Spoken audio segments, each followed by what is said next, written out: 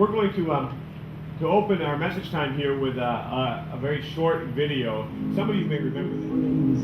Tonight is time to say, oh, camp's back there.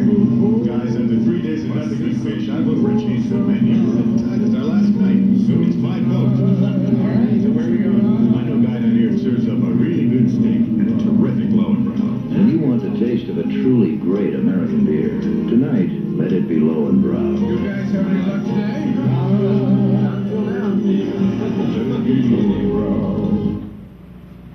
Alright, anybody remember those commercials? Yeah, okay. I remember Tony Campolo talking about this. He says, you know, the commercial opens up, you know, here's to good friends, right? What's the next line? Tonight is kind of special, right? It sort of has an upper room feel, doesn't it? Like you're up there with Jesus and the disciples, and we're about to break the bread and the wine. It's wonderful. And what brings that feeling? What does it? Beer, not just any beer. Lowenbrow, right? Right? Now, you know, it's kind of interesting to me, you know, having grown up, my parents owned a resort, which sounds really posh. It was kind of a dignified campground. And the way you got through the winter when people couldn't camp is you had a barn. So I grew up, bar was right there every morning. You come downstairs and there it was. And it was interesting, you know, like if any of you have seen Cheers, you know, remember the TV show? What's the big line where everyone knows your name, right?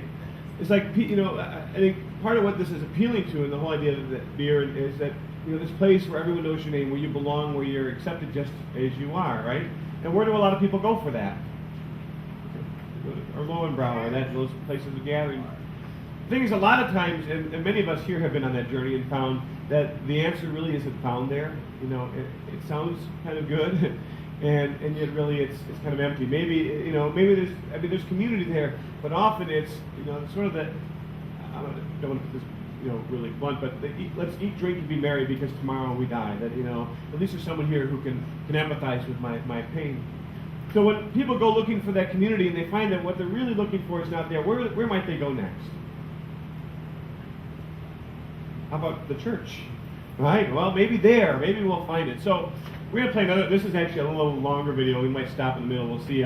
Just explore the experience of someone who goes to a worship service looking, you know, for that kind of community and what they experience. So here we go.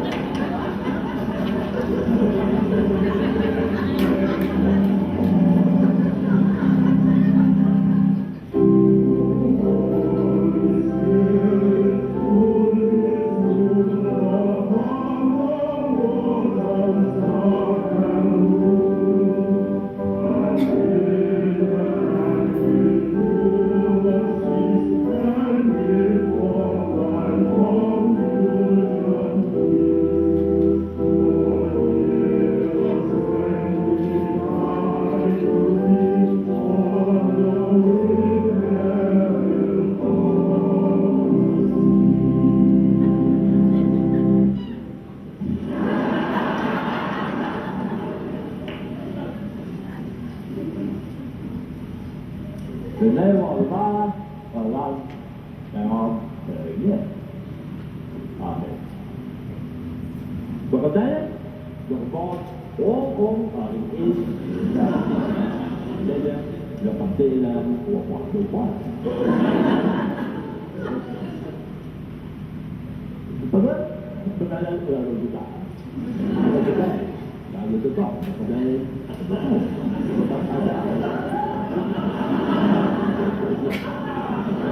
cho bác ạ. Cho nên, có thể những chuyện rất của bộ về luôn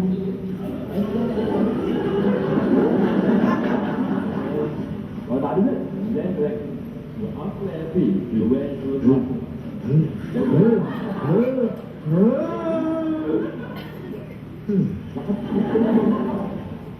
còn cái lên ra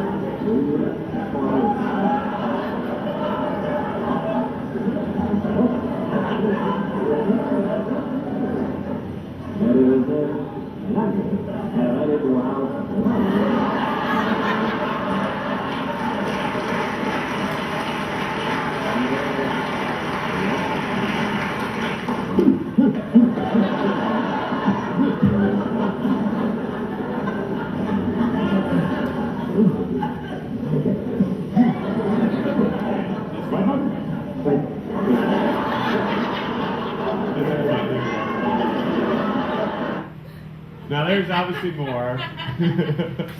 Why were you all laughing? What was funny about it? Huh?